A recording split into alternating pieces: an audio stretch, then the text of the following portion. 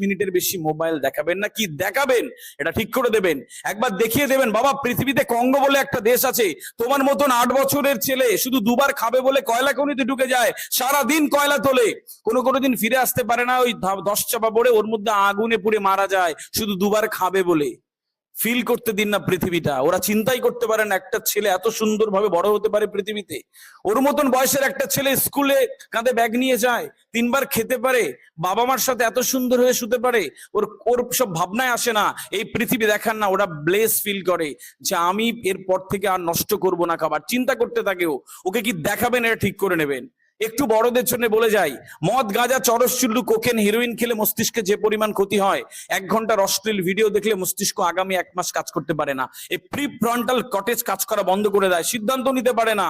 ও আস্তে আস্তে রুক্ষ একটা মানুষ হয়ে ওঠে।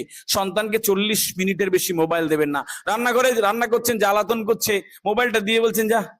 ও 2.5 ঘন্টা মরার মতন বসে রয়েছে, নড়েও না চড়েও না, জল খায় না, কিচ্ছু করে না, আর ভাবছেন ও বিরাট বড় মানুষ হবে, জীবনেও হতে পারে না। প্লিজ 40 মিনিটের বেশি মোবাইল দেবেন না। আপনি বলবেন স্যার মঞ্চে কথা বলা হেভি সহজ, আমার ছেলে গেছে দেখে যান।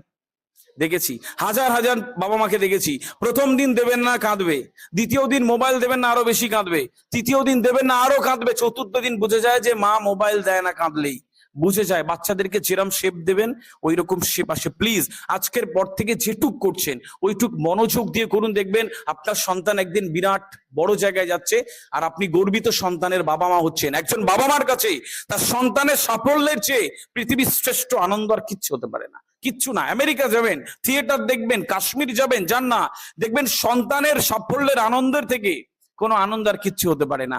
সেই সন্তানের জন্য প্লিজ একটু মেনটেন করবেন। 4 নম্বর একটা কাজ দিয়ে চাই, একটু সন্তানকে ধৈর্যশীল করবেন, একটু সন্তানকে ধৈর্যশীল মানুষ করে দেবেন। কিরকম বিষয় হচ্ছে যে ধরো একটা খেলনা চাইলো বা একটা পেন্সিল বক্স চাইলো, যদি খুব এমার্জেন্সি না হয় একবেলা পরে দিন, একবেলা পরে দিন, বাবা এখন তো না কালকে নিও, বা সকালবেলা চেয়েছে বিকেল বেলা দিন। প্লিজ একটু অপেক্ষা করতে শেখান, ওর মধ্যে ধৈর্য আসুক।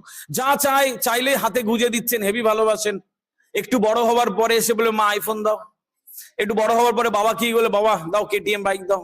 যখন না দেবেন আপনি হবেন ওর সবচেয়ে বড় শত্রু, কারণ ছোটবেলায় যা চেয়েছে দিয়ে দিয়েছেন।